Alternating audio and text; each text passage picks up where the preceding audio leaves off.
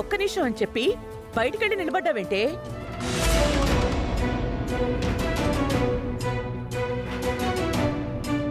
అమ్మ బయటికొచ్చి ఆగిపోయిందేంటి? లోపల ఏదైనా గొడవ జరిగిందా? ఇదేంటిది? మట్టి ఆ మాత్రం కూడా తెలీదా? ఏంటిప్పుడు మట్టి మా మీద పోసి శాపనార్థాలు పెడతావా ఏంటి? అవని అటువంటిది కాదు, ఏదో చెప్పాలనుకుంటుంది. ముందు అది వినండి. నువ్వు చెప్పమ్మా అవని.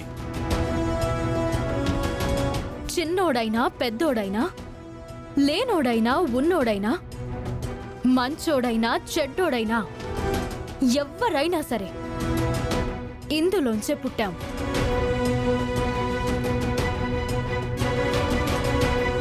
ఇందులోనే కలిసిపోతాం. శరీరం శాశ్వతం కాదు, సంపద శాశ్వతం కాదు, ఈ మట్టి మాత్రమే శాశ్వతం.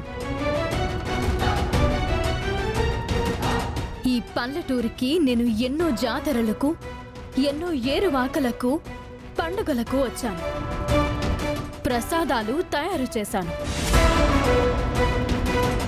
ఈ ఊరి జనం దృష్టిలో వేదవతి తర్వాత వేదవతిలా కొని ఆడబడ్డాను.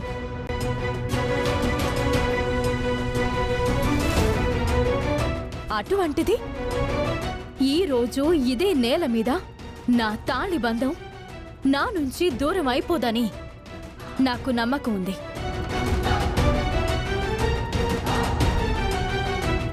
ఈ మట్టి మీద, ఈ ఊరి మీద, ఈ జనం మీద నాకు నమ్మకం ఉంది. నాకు అన్యాయం జరగనివ్వరు.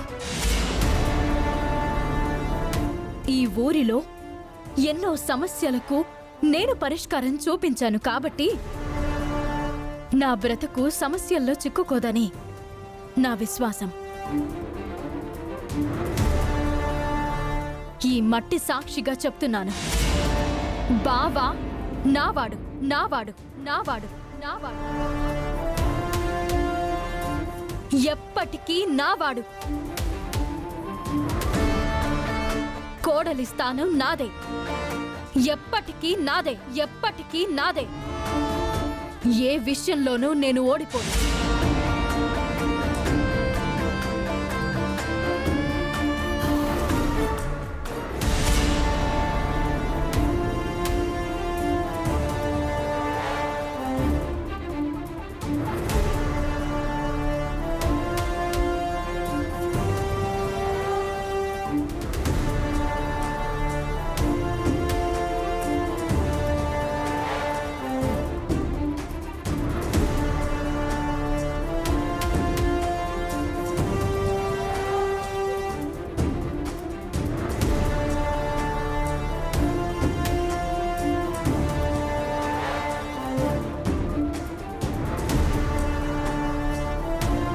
అంతా విన్నానమ్మా, నువ్వే గెలుస్తావు. మన కర్తవ్యం మనం నెరవేర్చుకుందాం పదా.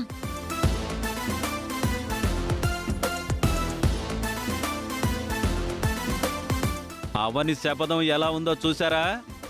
సినిమా రేంజ్లో ఉంది. వధూవరులు పెళ్లిపేటల మీదకి ఎక్కేలోపు ఖచ్చితంగా ఏదో ఒకటి జరుగుతుంది. అందులో అనుమానం ఏం లేదు. ఈ సమయంలో కూడా ఏంటి దాని ధైర్యం?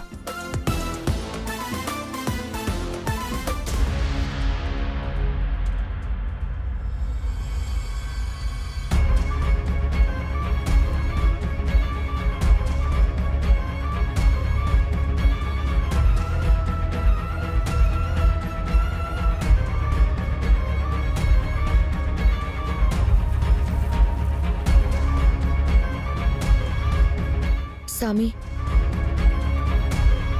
మళ్ళీ ఏమైంది మాయా? అవని వచ్చింది, హెచ్చరించి వెళ్ళింది. ఏమని? ఆభరణాలతో వస్తాను నంది. శ్రీకర్ నాకు తాళి కట్టడు అని చెప్పింది. చాలా భయంగా ఉంది స్వామి. అవనికి నాకు మధ్య ఇటువంటి ఛాలెంజ్లు ఎప్పుడు ఉండేవే కదా అని నేను చాలా సులువుగా తీసుకోవడానికి లేదు. ఎందుకంటే ఈసారి చాలా బలంగా మాట్లాడి వెళ్ళింది. వాళ్ళ దగ్గర ముక్కు పుడుకుంది. అలాగే మనం ఇదివరకు గూడెం ప్రజలతో కలిసున్న స్థావరం గురించి వాళ్ళకి పూర్తిగా తెలిసింది. ఇప్పుడు అక్కడికి ముక్కు పుడుకొని తీసుకుని వెళ్ళి చక్రబంధంలో ఉన్న ఆభరణాలను బయటకు తీసుకొస్తారా ఏంటి? ఆభరణాలను మనం దాచిన ప్రదేశాలు చాలా రహస్యమైనవి. వాటిని కనిపెట్టడం అంత సులభం కాదు. నువ్వేం కంగారు పడకు. అవని గమనాన్ని అడ్డుకునే ప్రయత్నం చేస్తాను. అవని తన లక్ష్యాన్ని చేరుకోకుండా నా వంతు ప్రయత్నం నేను చేస్తాను. మరో విషయం స్వామి, చెప్పు. ఈ పల్లెటూరులో ఎంతో ప్రాముఖ్యత కలిగిన గ్రామదేవత కొలువయ్యున్న వేప చెట్టు ఉందట. ఆ వేప చెట్టు నుంచి నెత్తురు కారుతుందట. ఏదైనా దుష్టశక్తి మన ఊర్లో కడుగు పెట్టి ఉంటుంది. అందుకే ఇలా జరిగి ఉంటుందని వాళ్ళకి తెలియకుండా నా గురించే మాట్లాడుకుంటున్నారు. క్షణక్షణం గండంలా ఉంది స్వామి. మీరు ఎలాగైనా అవనిని ఆపండి. అవని ఏ దిశగా పయనిస్తుందో ముందు అది గమనించి ఆ తర్వాత ఏం చేయాలో ఆలోచిస్తాను. కాసేపు సహనంతో నిరీక్షించు.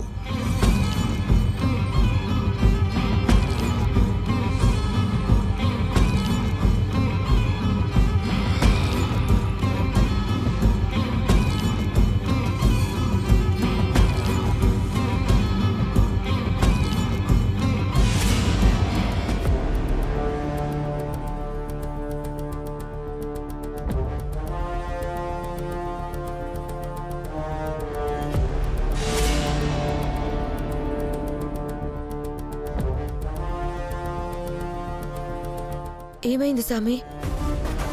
అవని ఇందాకే బయలుదేరింది కదా, అప్పుడే ఆభరణాలను సాధించుకుందా ఏంటి? ఆభరణాలకు మించింది సాధించుకుంది. ఏంటది? చూపిస్తాను చూడు.